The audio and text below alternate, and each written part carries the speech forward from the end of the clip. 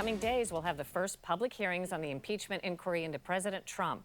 Democrats allege he improperly withheld U.S. military aid to pressure Ukraine to dig up dirt on Democrats.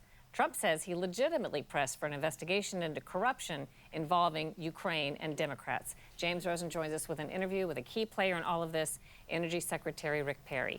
Sharyl, Perry has refused to give closed-door testimony, but he spoke to me this week. The Energy Secretary spent the past few years as a point man for the Trump administration on Ukraine and its energy sector. In fact, it was Perry who set up the president's now famous phone call with the Ukrainian president that is at the heart of the impeachment probe. By May of this year, Mr. Trump was rebuffing efforts by Perry to set up a meeting with the Ukrainians and told Perry to call President Trump's private attorney, Rudy Giuliani, to find out why. You asked him, in essence, as directed by President Trump to ask him, why isn't he willing to sit down with the Ukrainians at this time? Mr. Giuliani, according to what you've said previously, basically replied to your inquiry by saying that, look, the president is really concerned that there are people in Ukraine that tried to beat him during this presidential election. Did you understand what that reference was to? Why wouldn't I believe that there was corruption in that country, that in some form or fashion the president came to believe that these folks were not for him?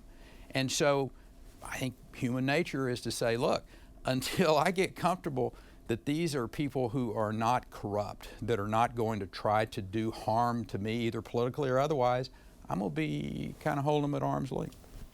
Experts say the corruption in Ukraine is legendary, and there's been some reporting suggesting that the Ukrainians supposedly in 2016 may have worked with Democrats to help advance Hillary Clinton against Trump. So Perry seems to be saying here that it was reasonable for President Trump to conclude the Ukrainians were against him.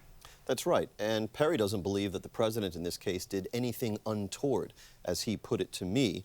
Most important, the account that the secretary provided to me of key meetings and conversations clashed sharply with some others' accounts from the closed-door testimony. So if and when he testifies publicly, Perry will be a critical witness for the president. I asked if he didn't feel a bit like a Hitchcock character getting caught up in this impeachment frenzy. Perry hearkened back to a politically motivated criminal prosecution that was launched against him in his final days as governor of Texas that was ultimately thrown out of court. But the damage had been done. So, yeah, I might say that I've seen this movie before, and I don't believe that a lot of the participants are interested in really getting to justice. They're interested in a political outcome. We've got a lot of great projects around the world that we could be working on, but the Hill seems to be so focused on trying to stick a fork in this president, or at least prick him, that we're missing what our real job is. Our real job is to do the work of the American people. And I just see this as such a waste of time.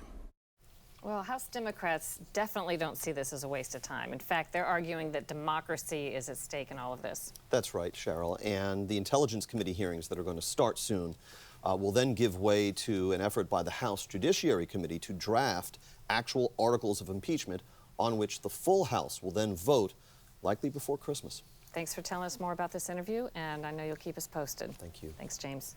We're back with a look ahead next week on Full Measure right after this.